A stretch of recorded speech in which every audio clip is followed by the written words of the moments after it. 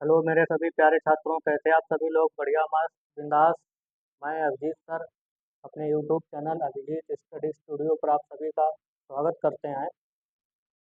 आज हम लोग सत्य असत्य जो 1.1 रह गया था, आज इसी का आखिरी वाला लेकर चल रहे हैं। आखिरी लास्ट प्रश्न है, सत्य असत्य हमको बताना है यहाँ से। ओके, चलिए देखते हैं। माय डियर स्टूडेंट, देखिए इधर क्या लिखा है। पहला जो लिखा है कि शून्य, सत्य असत्य हमको बताना है, ठीक है ना। चलिए देखिए क्या लिखा है। शून्य एक सबसे छोटी परिमेय संख्या है।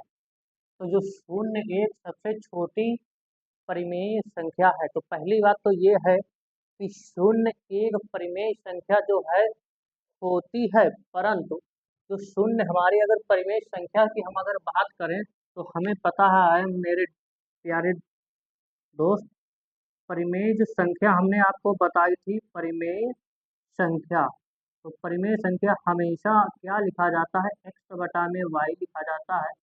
ये परिमेय संख्या होती है, ठीक है। जहाँ से अगर हम कहें या फिर हम p अपान q के रूप में लिख सकते हैं, p बटे q के रूप में लिख सकते हैं, जहाँ जो p होता है हमारा इक्वल टू q आता है, ठीक है।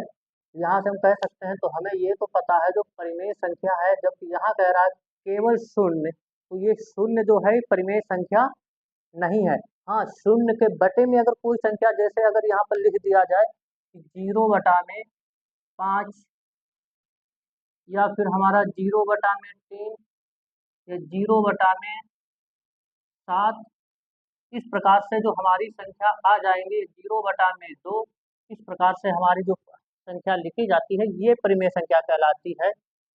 ओनली ओनली जो अगर शून्य हमारा आता है तो ये परिमेय संख्या नहीं, अर्थात ये क्या हो जाएगा, मेरा असत्य हो जाएगा। क्या हो जाएगा बच्चा, यहाँ से असत्य हो जाएगा। कह रहा प्रत्येक पूर्णांक एक परिमेय संख्या होता। अब ये जितने भी हमने लिखा है, ये सभी हमारे पूर्णांक ही तो हैं। हमने जितनी भी संख्याएं लिखी हैं, ये इनको सभी हम पूर्णांक ही कहते हैं। पूर्णांक हमारे कोई भी ले लो, यानी 0 से लेकर जितने भी हमारी संख्या बनी वो सभी पूर्णांक है हमारे। तो ये क्या है, सत्य होगा। ये कैसा हो जाएगा, सत्य हो जाएगा।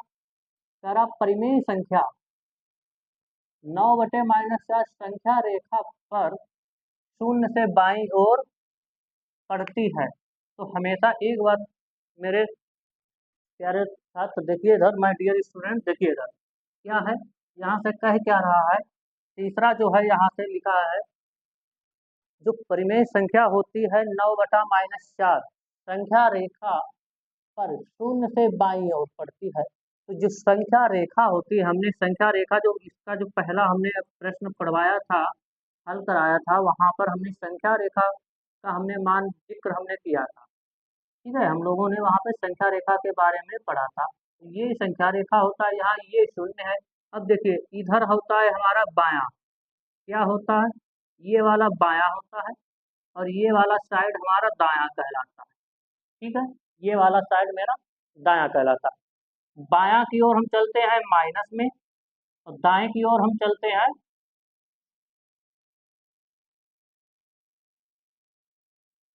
प्लस में। ये ध्यान देना है, ठीक है। प्लस वाली इधर दाईं ओर हम जाएंगे तो प्लस की संख्या आती है, और 0 से बाईं ओर हम चलते हैं तो माइनस वाला हमारा पूर्णांक जो है आता है। संख्या में इसमें थर्ड वाली प्रश्न में लाइन में लिखा क्या है, लोग कह रहा है कि परिमेय संख्या 9/-4। अच्छा, यहाँ पे जो देखिए मेरे प्यारे दोस्त, यहाँ पे माइनस जो 4 दिया गया है, तो हमने अभी जिक्र किया है कि माइनस वाली संख्या इधर आएगी ना। तो लिखा है संख्या रेखा पर शून्य के बाईं ओर, अर्थात ये बायां है, ये बाईं ओर इधर, तो माइनस वाली संख्या तो बाईं ओर वैसे भी आती है, जब वहां भी उसने क्या कहा है, बाईं ओर पड़ती है। तो बताइएगा, जो बाईं ओर हमको माइनस ही लेना है, वो प्रश्न में भी उसने बाईं ओर कहा है, तो ये क्या होगा, यहाँ से बताइए, सत्य होगा। क्या होगा, सत्य हो जाएगा।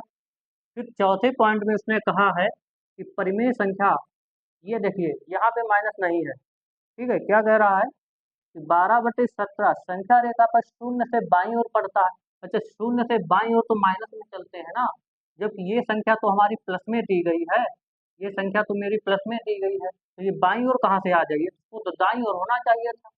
ये प्लस वाली संख्या हम दाईं ओर ले जाएंगे ना, तो ये क्या होगा फिर यहाँ से मेरा असत्य होगा, क्या होगा, असत्य। ठीक है, क्योंकि ये बाईं ओर नहीं, प्लस वाली संख्या हमेशा संख्या रेखा के दाईं ओर पड़ती है, और माइनस वाली संख्या हमेशा क्या है, शून्य के या तो विपरीत या फिर होता है हमारा शून्य के बाईं ओर। ठीक है ना। चौथे में क्या कह रहा है, परिमेय संख्या 1/-2 और 3 -3/2 संख्या रेखा पर विपरीत दिशा में स्थित है। तो देखिए संख्या रेखा पर विपरीत दिशा में तो रहेगी रहेगी, क्योंकि पहले क्या रहेगी, देखिए ये जितनी भी संख्या जो है ये एक दूसरे के अपोजिट ही रहेंगी, क्योंकि ये ऊपर है माइनस, नीचे है यहाँ पर माइनस, ऊपर यहाँ प्लस है जबकि यहाँ माइनस है, तो प्लस माइनस जो होता है, या तो फिर क्या होता, यहाँ माइनस था तो यहाँ से माइनस हट जाता, यहाँ पर अगर माइनस होता तो एक ही दिशा में हो जाती। ठीक है, परंतु यहाँ पर क्या है, ऊपर यहाँ माइनस दिया गया है और ये ऊपर वाली प्लस वाली संख्या है। ठीक है ना, तो ये दोनों क्या है, ये भी हमारी विपरीत दिशाओं में स्थित होती हैं, ये भी हमारा क्या होगा, सत्य होगा। ऑलराइट, समझ रहे हैं ना। तो ये हमारा जो था 1.1 के अंतर्गत एकदम लास्ट प्रश्न। ठीक है, अब इसके बाद हम लोग पढ़ेंगे क्या है, नया अभ्यास। समझ गए ना एकदम, किसी प्रकार की कोई समस्या नहीं यहाँ तक आनी चाहिए। ऑलराइट माय डियर स्टूडेंट, चलिए ठीक है, अब हम लोग नया जो अभ्यास होगा वो हम लोग अपने नेक्स्ट और नई क्लास में पढ़ेंगे। ठीक है ना। हमने कमेंट पढ़ा था, मेरे कई छात्र हैं वो अभी कह रहे हैं कि सर पहले एक बार बेसिक और पूरा एक बार बॉडमास पढ़ाइए। तो बॉडमास भैया ये है कि देखिए बॉडमास अभी जो नया जो चैप्टर ये चल रहा है, अभी ये जब पूरा खत्म हो जाएगा, लास्ट एंड इस चैप्टर के हम कर देंगे, हम तभी आगे अगला जो चैप्टर है वो बॉडमास पढ़ेंगे। ठीक है, अभी बीच में अगर कोई नया चैप्टर आता है आपको समझ में भी नहीं आएगा, तो उससे बेहतर है कि आप 1-2 दिन और प्रतीक्षा कर लें बस, इसके बाद हम नया चैप्टर लेकर आएंगे। ठीक है, चलिए मेरे प्यारे दोस्त, यहाँ से हम लोग एक नया होमवर्क के लिए सवाल है उसको हम लोग हल करेंगे। ठीक है, और उस आप लोगों के भी को हम एक होमवर्क में सवाल दे रहे हैं, उसको आप लोग लगाइए और कमेंट बॉक्स में हमको बताइएगा उसका आंसर क्या आएगा। ठीक है, चलिए प्रश्न हमारा क्या है यहाँ से, माइनस, ऐसे पहले निरपेक्ष में दिया गया, फिर -4 और बटे में हमारा 5 है, प्लस में 3/7। ठीक है ना, बराबर दिया गया है -4/5 और प्लस में दिया गया है 3/7। ओके, इस वाले का हमको आंसर जो है कमेंट बॉक्स में हमको बताएं सभी मेरे प्यारे दोस्त, सभी मेरे प्यारे दोस्त, इस वाले का जो आंसर है कमेंट बॉक्स में हमको बताएंगे। ठीक है ना, समझ गए, किसी प्रकार की कोई दिक्कत नहीं होनी चाहिए। उम्मीद करता हूँ कि इसको अच्छे तरीक़ा से आप लोग लगा पाएंगे।